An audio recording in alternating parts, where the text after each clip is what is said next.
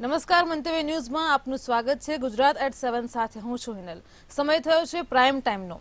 વડાપ્રધાન નરેન્દ્ર મોદીએ દેશભરના વિદ્યાર્થીઓ સાથે વર્ચ્યુઅલી માધ્યમથી જોડાઈને પરીક્ષા પે ચર્ચાના 7મા સંસ્કરણ અંતર્ગત સંવાદ કર્યો હતો। આ પ્રસંગે ગુજરાત રાજ્યના મુખ્યમંત્રી ભૂપેન્દ્રભાઈ પટેલ ઘાટલોડિયાની ઉમિયા વિહાર હાઈસ્કૂલ ખાતે ખાસ હાજરી આપી હતી।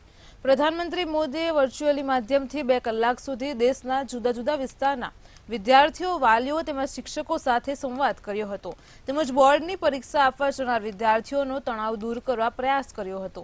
આ પ્રસંગે અમદાવાદની નૂતન વિદ્યા વિહારના બાળકોએ જણાવ્યું હતું કે પરીક્ષા પે ચર્ચા હેઠળ પીએમએ અમારા તમામ મૂંઝવતા પ્રશ્નોના જવાબ આપ્યા છે અને જેનાથી અમારા આત્મવિશ્વાસમાં વધારો થયો છે।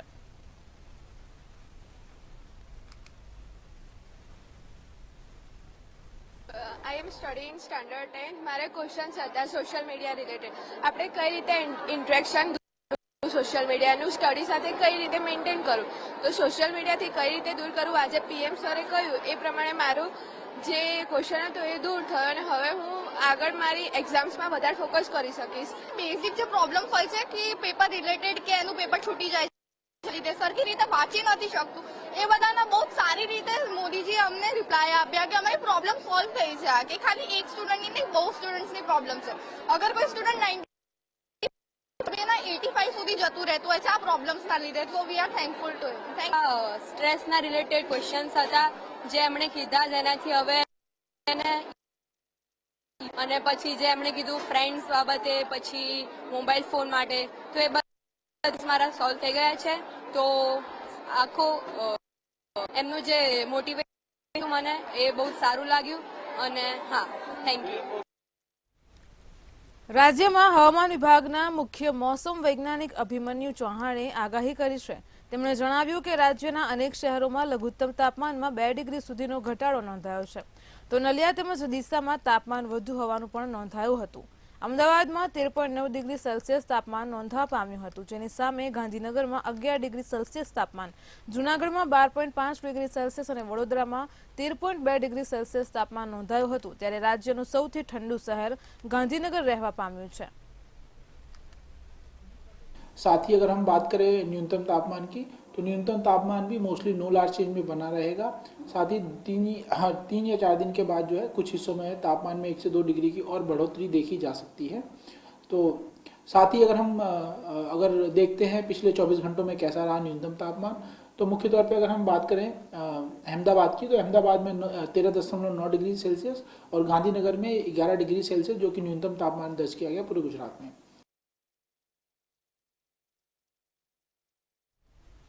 અમેરિકન ઇન્ડિયા ફાઉન્ડેશન દ્વારા અમદાવાદની 10 શાળાઓના બાળકોને રાજ્ય હવામાન કચેરીની મુલાકાત કરાવાઈ હતી, જ્યાં હવામાન વિભાગના અધિકારીઓ દ્વારા વાતાવરણનું તાપમાન, હવાની સ્પીડ તેમજ આવનાર દિવસોમાં વાતાવરણ કેવું રહેશે તે માપવા માટેના અત્યાધુનિક સાધનો અંગે વિદ્યાર્થીઓને માહિતગાર કર્યા હતા।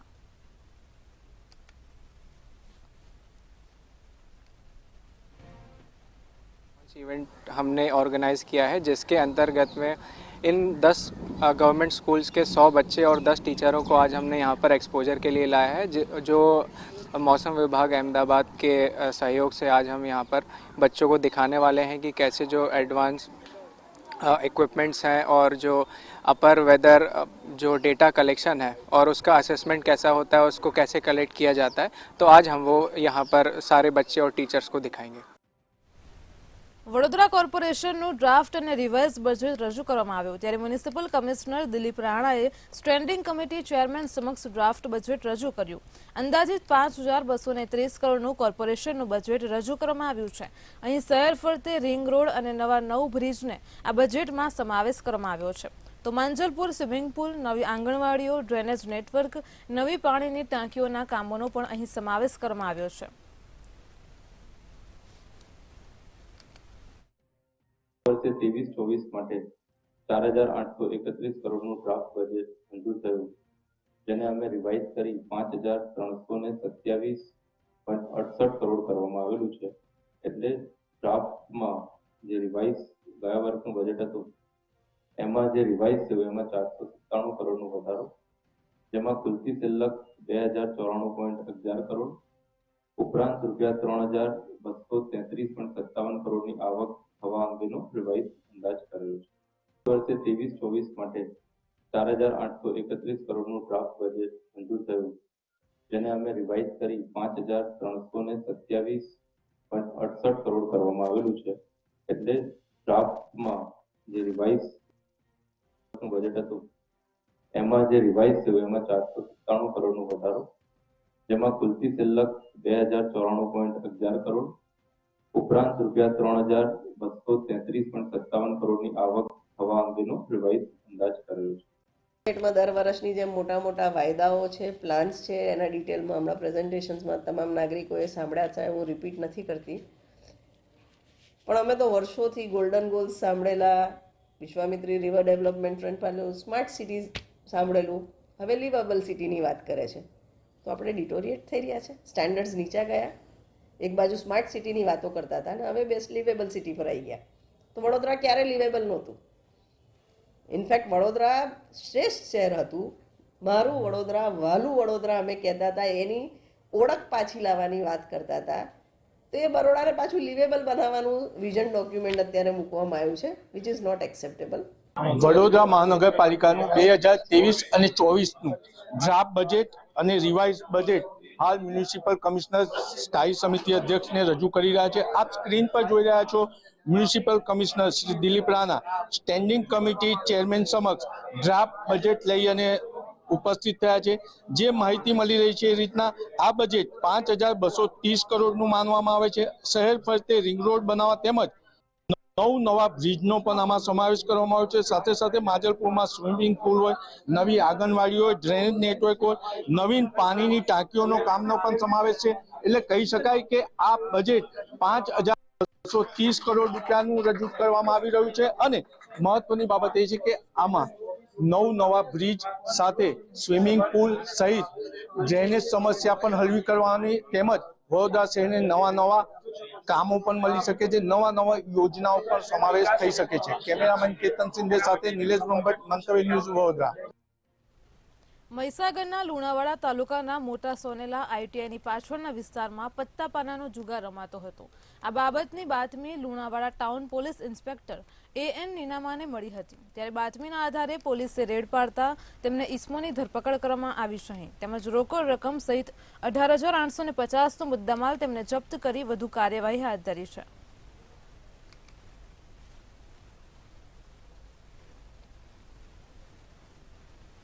પંચમહાલમાં શહેરાના ભાજપ યુવા મોરચાના પ્રમુખ અને તેની પત્ની પર હુમલાનો મામલો સામે આવ્યો છે.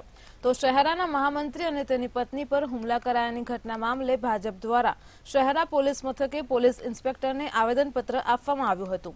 શહેરા તાલુકા ભાજપ યુવા મોરચા પ્રમુખ કિરીટ બારિયા, શહેરના ભાજપ મહામંત્રી સંજય બારિયા અને તેમની પત્ની પર મોરવા ગામે હુમલો થયો હતો. આ સમગ્ર મામલે હુમલો કરનાર યુવાન સામે શહેરા પોલીસ મથકે 307 મુજબ ગુનો નોંધવા અને ભોગ બનનાર વ્યક્તિઓને પોલીસ રક્ષણ આપવા આવેદનપત્રમાં માંગણી કરવામાં આવી છે.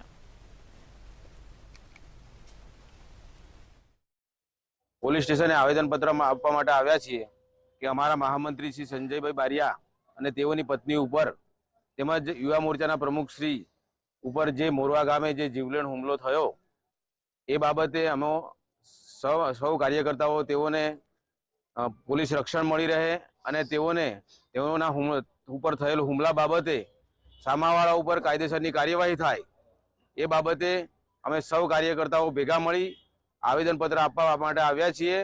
અને તેઓ ઉપર થયેલા જીવલેણ હુમલા બાબતે અમારી એવી માગણી છે કે જીવલેણ હુમલો થયો હોય તો 307ની કલમ મુજબ કાર્યવાહી થવી જોઈએ. રાજકોટના ઉપલેટાના ભીમોરા ગામમાંથી હૈયું હચમચાવી દેતી ઘટના સામે આવી છે. તો જેમાં માતાએ પોતાની 9 મહિનાની દીકરીને એસિડ પીવડાવી પોતે પણ એસિડ પીને આપઘાત કર્યો હતો. ત્યારે આ ઘટનામાં માતાનું મોત થયું છે, જ્યારે માસૂમ દીકરી હોસ્પિટલમાં જીવન મરણ વચ્ચે ઝોલા ખાઈ રહી છે. આ ઘટનામાં પતિએ મૃતક પત્ની સામે પોતાની દીકરીની હત્યાના પ્રયાસની ફરિયાદ નોંધાવી છે. પોલીસે મૃતક પત્ની સામે હત્યાના પ્રયાસનો ગુનો નોંધી વધુ તપાસ હાથ ધરી છે. ત્યારે મૃતક મહિલાએ કયા કારણોસર આવું પગલું ભર્યું એ અંગે જાણવા મળ્યું નથી. અમારા દૂરના સગા થાય છે એ બેન ને એમની છોકરી બે ઘરે હતા, એમની ઘરે જ ઘટના બની. એમની છોકરીને પેલા એસિડ પાઈ દીધું અને પછી માતાએ પી લીધું, એ રીતના ઘટના બની. ને એમના પછી બેને એસિડ પી લીધા પછી એમના પપ્પાને ફોન કર્યો કે ભાઈ આવી રીતના આમ આ ઘટના બની છે. એટલે છોકરીના પપ્પા આવ્યા અહીંયા એમની ઘરે, ત્યાંથી પછી એમને તાત્કાલિક ઉપલેટા હોસ્પિટલમાં લઈ આવ્યા. હોસ્પિટલમાં લઈ આવ્યા તો એમને સારવાર ચાલુ કરી તો બેન તો એક્સપાયર થઈ ગયા. હવે એમની છોકરી છે એ અત્યારે રાજકોટ સિવિલ હોસ્પિટલમાં ગંભીર હાલતમાં છે. રાજકોટ શહેરના પૂર્વ વિસ્તારમાં આવેલા સંત કબીર રોડ ઉપર રામાપીરના મંદિર પાસે અકસ્માતમાં પિતા પુત્રના મોત નીપજ્યા હોવાની ઘટના સામે આવી છે. તો આ સમગ્ર ઘટનાના સીસીટીવી ફૂટેજ પણ હાલ હવે આપણી સામે આવી ચૂક્યા છે. આ સીસીટીવી ફૂટેજમાં સ્પષ્ટપણે જોઈ શકાય છે કે કઈ રીતે ટેન્કર ચાલકની ડાબી બાજુએથી પસાર થઈ રહેલા પિતા પુત્ર એ બાઇક ઉપર કાબુ ગુમાવે છે અને જેના કારણે તેઓ ટેન્કરના ટાયરની નીચે આવી જતા તેમના ઘટના સ્થળે જ મૃત્યુ નીપજે છે. તો મૃતકોના સ્વજનોએ આરએમસી તંત્ર અને પોલીસના ટ્રાફિક શાખા તંત્ર સામે સવાલો ઊભા કર્યા. તેમણે કહ્યું કે ઘટના સ્થળે ગટર પણ ઉભરાય છે અને ગટરના પાણીના કારણે બાઇક ચાલકે પોતાનો કાબુ ગુમાવ્યો હતો અને આ ઘટના બની હતી. સાથે જ હેવી વાહનોના અવરજવરને લઈને પણ ટ્રાફિક પોલીસ પર સવાલો ઊભા થયા છે. નહીં છે એમાં સાહેબ આપણે ના નથી પાડતા, બરોબર, પણ ડમ્પર ચાલક છે એને ખબર હોવી જોઈએ ને કે અહીંયા પાણી છે, એને સ્પીડ ધીરી રાખવી જોઈએ. આમાં કોકના ઘર ઉજળી, કોક બાલ બચ્ચા વીરા ભૂખા રહી જાય છે. આ ખરાબ પરિસ્થિતિ એના ઘર ઉપર ઊભી થઈ છે. એના માટે થઈ અને ખાસ સરકારમાં અને ડમ્પરવાળા ભાઈનું અને જે કાંઈ ન્યાય હોય, ઉચ્ચમાં ઉચ્ચ ન્યાય, સારામાં સારો ન્યાય આ માણસોને મળવો જોઈએ. 22-23 વર્ષનો છોકરો 5 મહિના પહેલાં જે એન્જિનિયરિંગ કરીને એલએનટીમાં નોકરીએ ચડ્યો છે અને એનો બાપય જુવાન જોત છે. બે ઘરનો ભાર અકાલે છે, ઘરના ભાર અકલવાવાળા વયા ગયા. નાનો બાબો છે હજી કોલેજમાં બીબીએ કરે છે, ભણે છે. હવે આની માટે તો અત્યારે આપ તૂટી ગયું. હું કહું રોડ રસ્તા ખરાબ, એવું આપણે રાજકોટ સિટી નહીં, ઓલ ગુજરાતમાં રોડ રસ્તા ખરાબ હોય, ભાઈ એનો મતલબ એવો થોડો ગમે એની ઉપર ગમે એ વાહન ચડાવી દેવામાં આવે. સમાજની એક જ માંગ છે, આ લોકોને પૂરતો ન્યાય મળે અને આવા વાહન જે પૂર ઝડપે હાલે છે. અમે ઉદયભાઈ ધારાસભ્યને રજૂઆત કરી છે કે સાહેબ આ વાહન આવા બંધ કરાવો, જેથી કરી આવી ઘટનાઓ ન બને અને આ લોકોને પૂરતો ન્યાય મળે. ખાસ તો ક્યાંક રસ્તો જે છે, રસ્તો પણ ક્યાંક એવો હતો કે જે રસ્તો જ્યાં સતત પાણી ભરાયેલું રહે છે, રસ્તો એને લઈને શું કહેશો આપ? એને લઈને તો અમે મહાનગરપાલિકામાં જાણ કરી છે, જેથી કરીને આ કચરાના ઢગલા થાય છે એ વહેલી તકે બંધ થાય એવી પણ અમારી માંગણી છે. ભાવનગરમાં પ્રાથમિક શિક્ષણ સમિતિની બેઠકમાં વિપક્ષે વોકઆઉટ કર્યું હતું. તો સીઈટી ટેસ્ટને લઈને ભાવનગર વિરોધ પક્ષે સાધારણ સભામાં વોકઆઉટ કર્યું હતું. ખાનગી શાળાઓને ટક્કર આપવાને બદલે સરકારી શાળાઓમાંથી જ સારા વિદ્યાર્થીઓ શોધીને ખાનગી શાળાને આપવા એટલે કે સીઈટી એક્ઝામના આક્ષેપ વિપક્ષે કર્યા છે. તો હાલ ભાવનગરમાં પ્રાથમિક શિક્ષણ સમિતિની બોર્ડની બેઠકમાં વોકઆઉટ કરવામાં આવ્યું હતું. તો ખાનગી શાળામાં જનાર વિદ્યાર્થીઓને 20,000 જેવી સ્કોલરશીપ આપવામાં આવે છે અને ત્યારે વિદ્યાર્થી સરકારી શાળામાં રહેતો 5,000 સ્કોલરશીપ તેને આપવામાં આવે છે. ત્યારે કોંગ્રેસે કહ્યું કે સરકાર ખાનગીકરણ કરવા માંગતી હોય તેવું લાગી રહ્યું છે. વાસ્તવિક છે ભાવનગરની સરકાર છે કોર્પોરેશનની સ્કૂલ, સરકારી સ્કૂલના બાળકો પછી જિલ્લા પંચાયતને કે કોર્પોરેશન એને હું એવું માનું ધીમે ધીમે બંધ કરવાની વાત છે અને ખાનગીને પ્રોત્સાહન આપવાની. સીઈટી ટેસ્ટ આવે છે જે સરકારે બહાર પડી છે, 5 અને 8ના વિદ્યાર્થી દઈએ એમાં મેરિટ આવે તો વિદ્યાર્થીને ખાનગી સ્કૂલમાં જવું હોય તેને વર્ષે 20,000 રૂપિયા સરકાર આપે છે.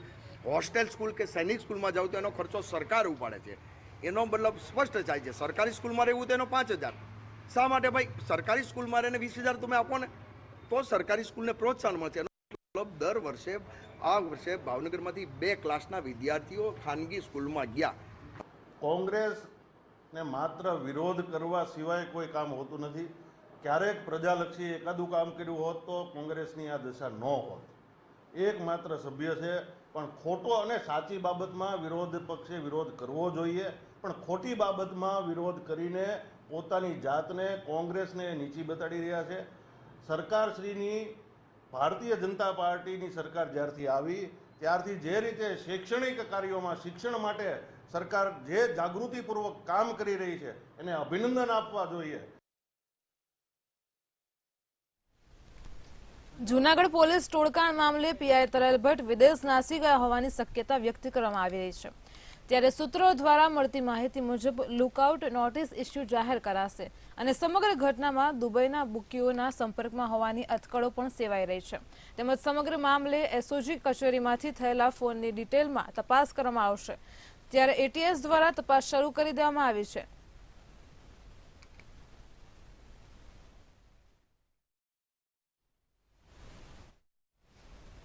જામનગરમાં ઘરે ઘરેથી કચરો એકત્ર કરવાની કામગીરી માટે પાવરલાઇન કંપનીને કોન્ટ્રાક્ટ આપવામાં આવ્યો છે, ત્યારે આ કર્મચારીઓ છેલ્લા 15 દિવસથી કંપની સામે પડતર પ્રશ્નો સામે લડત લડી રહ્યા છે. તેમજ આ કંપનીમાં 140 જેટલા કર્મચારીઓને કોઈપણ નોટિસ આપ્યા વગર છૂટા કરવામાં આવ્યા છે, ત્યારે આ બાબતે અખિલ ભારતીય સફાઈ મજદૂર જામનગરના પ્રમુખે જણાવ્યું હતું કે કર્મચારીઓને પગાર સ્લીપ આપવામાં આવતી નથી, અહીં પીએફ ચૂકવાતું નથી, કર્મચારીઓનું શોષણ કરવામાં આવે છે. મહાનગરપાલિકાના ચોક્કસ અધિકારી પણ આ ભ્રષ્ટાચાર કૌભાંડમાં સામેલ છે, જેને લઈને મ્યુનિસિપલ કમિશનરને લેખિત રજૂઆત કરવામાં આવી છે.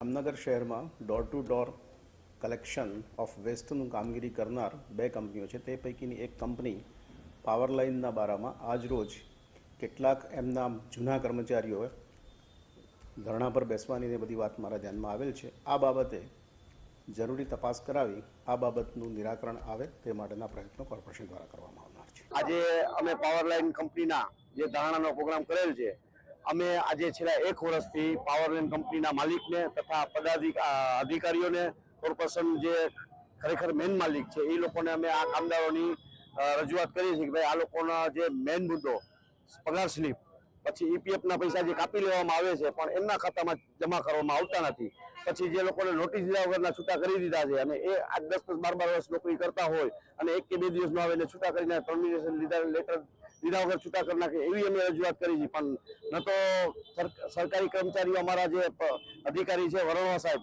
કે કોઈ અમારું સમાધાન કરવા માંગતા નથી કે મનોજ પરીખને બોલાવીને કોઈ જાતનું સમાધાન કરવા માંગતા નથી. આજે પગાર સ્લીપ માંગવાનું કારણ એક જ છે કે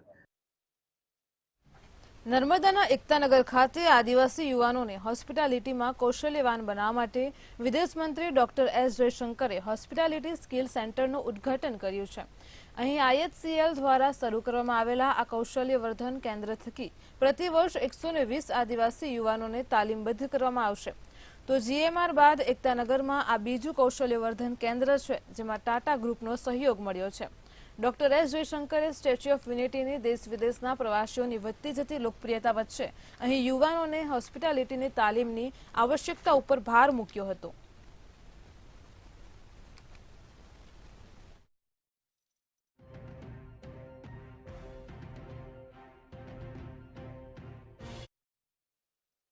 जिम्मेदारी है कि हम प्रोत्साहित करें होटल ग्रुप्स को, वो टूरिज्म जो भी सुविधा लोगों को चाहिए कि जितना जल्द से जल्द वो बने, टूरिज्म बढ़े. और उसके लिए जैसे मैंने समझाया कि हमें वो लोग भी कि अब इनका जो ट्रेनिंग अभी जो आप देख रहे थे, कुछ जो है फ्रंट ऑफिस का कोर्स, कुछ जो है फूड और बेवरेज उसकी सर्विंग कैसे, और एक तो है कि पब्लिक को सुविधा मिले. હોસ્પિટાલિટી સ્કિલ સેન્ટરમાં આ જ વિસ્તારના અનેક આપણા યુવાન મિત્રો અને યુવતીઓ કે જેઓ આ વિસ્તારમાં જ રહે છે, કે જેવા કે કોઠી છે, વાગડિયા છે, કેવડિયા ગામ છે, ભાદરવા છે, ભાણદરા છે, ધામદરા છે, આ બધા જ ગામોમાંથી 30 જેટલી ટીમ બની છે અને ટીમમાં એમને ફૂડ એન્ડ બેવરેજીસ અને એમને રિસેપ્શન સેન્ટર પર કેવી રીતના કામ કરવાનું એ માટેનું આખું આ તાલીમ આપવામાં આવશે. અને આ તાલીમ દ્વારા આ લોકોને અહીંની જે તાતા ગ્રુપમાંથી અને જે વિવાંતા તાજ ગ્રુપની જે હોટલ બની રહી છે, કે જે જિંજર હોટલ અને વિવાંતા હોટલ બની રહી છે, એમાં આ લોકોને એક આત્મનિર્ભર બનાવવા માટે અને એમને એક રોજગારીના ક્ષેત્રમાં એમને એક નવી નોકરી મળશે. અને નવા આ પ્રકલ્પો દ્વારા જ્યારે આયોજન થઈ રહ્યું છે ત્યારે ખૂબ જ સરાહનીય કામ છે અને ખૂબ જ અભિનંદન આપું છું IHCLના આ કાર્યક્રમને. અને આદરણીય એસ જયશંકર સાહેબ જ્યારે આ ટુરિઝમ ક્ષેત્રમાં કેવડિયાને અને સ્ટેચ્યુ ઓફ યુનિટીના વિસ્તારને ડેવલપ કરવા માટે, આગળ વધારવા માટે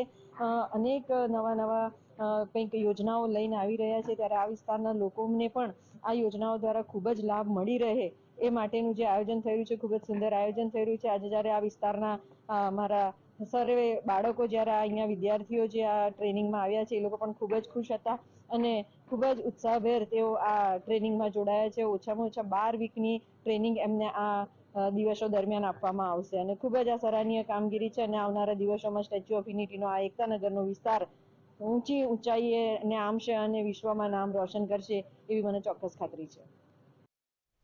બનાસકાંઠામાં 27મી નવેમ્બરે માવઠાથી એરંડાના પાકને મોટા પ્રમાણમાં નુકસાન થયું હતું. ત્યારે ખેતીવાડી વિભાગ દ્વારા સર્વે કરવામાં આવ્યો હતો, પરંતુ આ સર્વેમાં ભ્રષ્ટાચાર આચરવામાં આવ્યો હોય તેવા આક્ષેપ કરવામાં આવ્યા છે. દાંતીવાડા અને ધાનેરામાં નુકસાનીનું સર્વે થયું જ નથી અને જ્યાં સર્વે થયા છે તે ખોટા છે. તેથી સરકાર 1 માસમાં સર્વે કરી અને સહાય નહીં ચૂકવે તો ભારતીય કિસાન સંઘ આંદોલનના માર્ગે જશે તેવી ચીમકી ઉચ્ચારવામાં આવી છે. થાય છે એરંડાના પાકને જ્યારે વાવાઝોડું આવે ત્યારે જમીનદોસ્ત થઈ જાય છે અને વરસાદ સાથે વાવાઝોડું હોવાથી અમારો તમામ પાક જમીનદોસ્ત થઈ ગયો હતો. બનાસકાંઠાના ખેડૂતોને ખૂબ મોટું નુકસાન થયું હતું. અહીંયાના ત્યાંના બેઠેલા અધિકારી ખેતીવાડી અધિકારીએ જે તે સમયે એવું કીધું કે બનાસકાંઠાના ખેડૂતોને એરંડામાં કોઈ નુકસાન નથી. બીજા દિવસે ભારતીય કિસાન સંઘે ખૂબ મસ્ત મોટી રજૂઆત કરી હતી અને એમને ટાર્ગેટ કર્યા કે તમે સર્વે કરો. સર્વે કર્યું ત્યારે અમને ખબર પડી કે ખૂબ મોટું નુકસાન છે. છતાં પણ પત્રકારોએ પણ ગામડે ગામડે જઈ અને એરંડાનો વિઝ્યુઅલ મોકલ્યા હતા, પરંતુ એમને ખોટી રીતે આંકડા જાહેર કરી 33% ઓછું નુકસાન દર્શાવ્યું છે. બનાસકાંઠામાં ખેડૂતોને 70 થી 80% એરંડામાં નુકસાન છે. એટલે આંકડા ખોટા છે. ભ્રષ્ટ અધિકારીઓના લીધે ખેડૂતોને ખૂબ મોટું નુકસાન ભોગવવાનું. બનાસકાંઠામાં આવેદનપત્ર અપાયું. વાત જાણે એમ છે કે મધ્યપ્રદેશ રાજ્યમાં આવેલા ઉજ્જૈનના માગડોલ ખાતે ગત 25મી જાન્યુઆરીએ રાત્રિના સમયે કેટલાક અસામાજિક તત્વો દ્વારા સરદાર પટેલની પ્રતિમાને ટ્રેક્ટર દ્વારા તોડી અને તેને ખંડિત કરી સળગાવી દેવાની ઘટનાને લઈને સમગ્ર દેશમાં ભારે પ્રત્યાઘાતો પડ્યા છે અને જેના પગલે બનાસકાંઠા જિલ્લામાં પણ સરદાર પટેલ સેવાદળ દ્વારા સરદાર પટેલની પ્રતિમાનો ખંડિત કરનાર અસામાજિક તત્વો સામે કડકમાં કડક કાર્યવાહી થાય તેવી માંગ સાથે બનાસકાંઠા જિલ્લા કલેક્ટરને આવેદનપત્ર અપાયું હતું, જેમાં મોટી સંખ્યામાં સરદાર પટેલ સેવાદળના કાર્યકરો ઉપસ્થિત રહ્યા હતા. સાથે જ દોષિતોને તત્કાલીન ઝડપી લઈ કડક સજા કરવા માટેની માંગ કરી હતી. જો આ મામલે કોઈ પગલાં લેવામાં નહીં આવે તો આગામી સમયમાં આંદોલન કરવાની ચીમકી ઉચ્ચારી છે.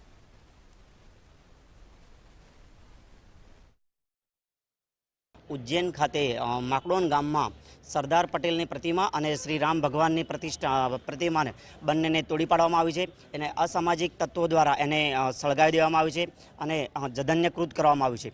તો આવા અસામાજિક તત્વોને કડકમાં કડક સજા થાય અને વહેલામાં વહેલી તકે એમની ધરપકડ થાય તે માટે સમગ્ર ગુજરાતમાં સરદાર પટેલ સેવાદળ એસપીજી દ્વારા આખા ગુજરાતમાં આજે આવેદનપત્રો આપવાના છે અને દરેકને જલ્દીમાં જલ્દી સજા થાય અને જલ્દીમાં જલ્દી ધરપકડ થાય એવી માંગ છે અમારી. કે મધ્યપ્રદેશની અંદર ઉજ્જૈન ખાતે એક માકડોન કરીને ગામ છે, ત્યાં આગળ એક ઘટના ઘટી કે સરદાર પટેલના સ્ટેચ્યુને તોડી પડાયું અને બાદમાં સળગાવી દેવાય.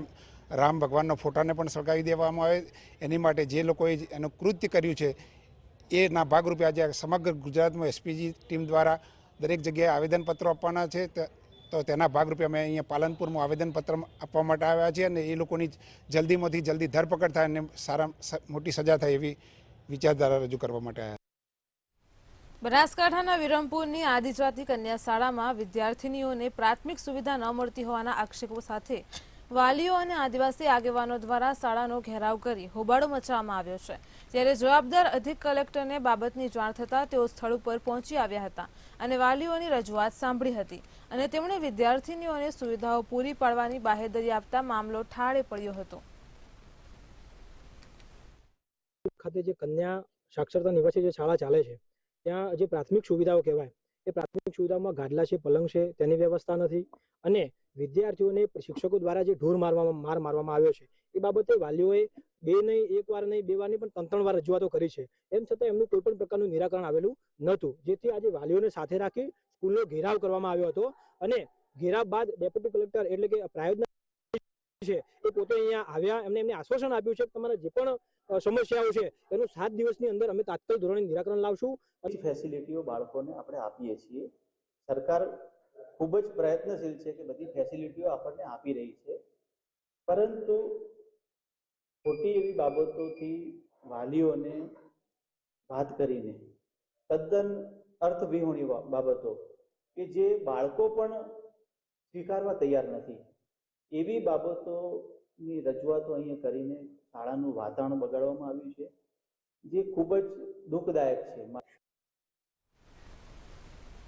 ગાંધીનગરમાં ભારતીય જનતા પાર્ટીના અધ્યક્ષ સી આર પાટીલની અધ્યક્ષતામાં જેવી રીતે વાત કરવામાં આવે તો જે ગાંધીનગરની અહીં વાત સામે આવી છે. ગાંધીનગરમાં ભારતીય જનતા પાર્ટીના અધ્યક્ષ સી આર પાટીલની ઉપસ્થિતિમાં કમલમ ખાતે કોંગ્રેસના પૂર્વ 2 ધારાસભ્યો અને આમ આદમી પાર્ટીના કાર્યકર્તાઓ ભાજપમાં જોડાયા હતા. તેમજ પૂર્વ IRS અધિકારી પણ બીજેપીમાં જોડાયા હતા. તેમણે કહ્યું કે તેમણે પ્રધાનમંત્રી નરેન્દ્ર મોદીની વિકાસની રાજનીતિમાં જોડાવાનું પસંદ કર્યું છે. આપને જણાવી દઈએ કે લોકસભાની ચૂંટણીમાં ગુજરાતની 26 બેઠકોને 5 લાખ કરતાં વધારે માર્જિનથી જીતવા માટે ભાજપે ઓપરેશન લોટસ શરૂ કર્યું છે, જે અંતર્ગત અન્ય પાર્ટીના પંચાયતથી લઈને ધારાસભ્ય સુધીના નેતાઓનો ભાજપમાં પ્રવેશ કરાવવામાં આવી રહ્યો છે.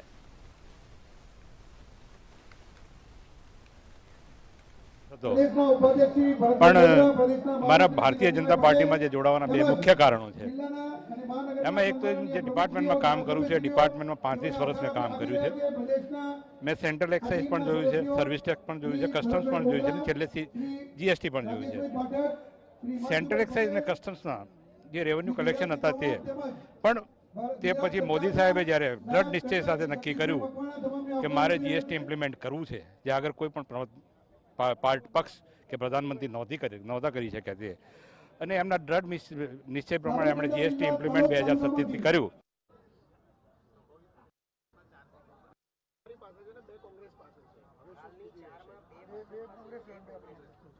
સ્વાભાવિક છે કે આપે જોયું છે એમ 156 બેઠક સાથે ગુજરાતની જનતાએ વિધાનસભામાં ભારતીય જનતા પાર્ટીને ગુજરાતના સંસદીય ઇતિહાસમાં ન મળ્યું એટલી સીટો આપી છે. તો 4 સીટોમાં 4 ઉમેદવારો ભારતીય જનતા પાર્ટીના રાજ્યસભામાં ચૂંટાવાના છે. એમાં કોઈ અવાજ આવે છે? જિલ્લાના મંત્રી તરીકે પણ કામગીરી કરેલી હતી, જિલ્લાના પ્રમુખ તરીકે પણ મેં કામગીરી ખૂબ સારી રીતે કરેલી હતી. 12 થી 17ની અંદર ધારાસભ્ય તરીકે પણ ડભોઈ વિસ્તારને ખૂબ વિકસિત કર્યો છે, અને અનિવાર્ય સંજોગોને લીધે પાર્ટી છોડવી પડી એ અમારી ખૂબ મજબૂરી હતી. પણ સમાજ ઈચ્છે કે એના સમાજને કંઈક મળે.